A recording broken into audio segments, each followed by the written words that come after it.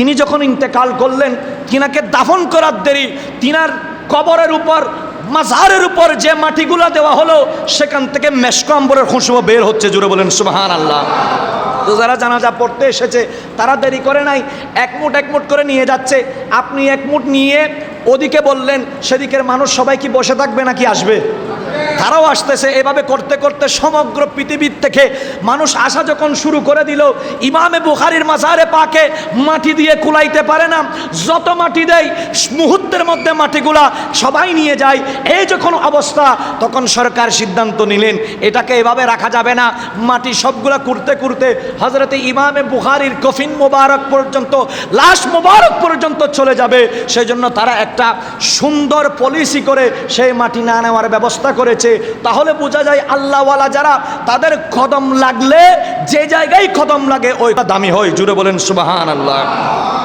আপনারা জানেন হযরতে বাবা আদম সফিউল্লাহ শ্রীলঙ্কার আদম পাহাড়ে এসেছে, সেই পাহাড় এখনো দামি। সুবহানাল্লাহ বলবেন না? হযরত ইব্রাহিম আল খলিলের কদম পাথরের মধ্যে লেগেছে, সেটা মকামে ইব্রাহিম হয়ে গিয়েছে। আমরা সবাই যে দেশের মানুষ হই না কেন, সবাই জায়নামাজ হিসাবে, মসল্লা হিসাবে যেটাকে আমরা মানি, সেটা ওই ইব্রাহিম আল খলিলের কদমের চিহ্ন। খানায়ে কাবার মধ্যে যেটা গ্লাস দিয়ে এখনো আছে, যেখানে হাজী সাহেবানরা 2 রাকাত নামাজ পড়ার জন্য পাগল পারা, সে মকামে ইব্রাহিম। যদি জিজ্ঞেস করেন, ও মকামে ইব্রাহিম তুমি দামি কেন? বলে আমার বুকের উপরে আমার ইব্রাহিম আল খলিলের কদম লেগেছে, সেজন্য আল্লাহ আমাকে দামি করে দিয়েছেন। জোরে বলেন সুবহানাল্লাহ। আল্লাহওয়ালা মানুষের কদম কেমন বরকত জানেন? হযরতে ইসমাঈল আলাইহিস সালাতু ওয়াস সালাম ছোট্ট বয়স 2টা কদম দিয়ে বাড়ি দিয়েছেন। আল্লাহ বলেন, ও ইসমাঈল, যে কদম দিয়ে বাড়ি দিলা, সেই কদমের নিচ থেকে আমি জান্নাতি নহর জমজম জারি করে দিব। জোরে বলেন সুবহানাল্লাহ।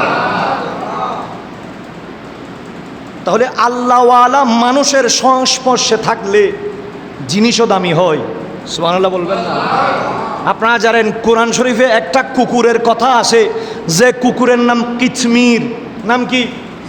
কিতমির। দুনিয়ার জমিনের প্রত্যেক কুকুর জান্নাতে যাবে তার কোনো প্রমাণ নাই, কিন্তু ওই কিতমির নামক কুকুরটা জান্নাতে যাবে। যদি ওই কিতমিরকে জিজ্ঞেস করে, এ কুকুর, তোর মধ্যে এমন কি কোয়ালিটি আছে, তোর মধ্যে এমন কি যোগ্যতা আছে, যে যোগ্যতার কারণে তোর নাম কুরআনুল কারীমের মধ্যে এসেছে, যে যোগ্যতার কারণে আল্লাহ তোকে জান্নাতে দিবে, বল বল তোর সেই যোগ্যতাটা কি, তোর সেই পাওয়ারটা কি? সে বলবে, আমার ব্যক্তিগত কোনো পাওয়ার নাই, তবে আমার একটা যোগ্যতা আছে। সেই যোগ্যতাটা হচ্ছে, আমি আসহাবে কাহফের বড় বড় যে আল্লাহর ওলি ছিল, আমি তাদের ক্লান্তি লগ্নেও তাদের পাশ থেকে আমি সরি নাই। সেই জন্য আল্লাহ আমাকে কুরআনুল কারীমের মধ্যে আমার নাম জিকির করেছেন এবং আমাকে জান্নাতি কুকুর হিসাবে ঘোষণা করে দিয়েছেন। জুড়ে বলেন সুবহানাল্লাহ।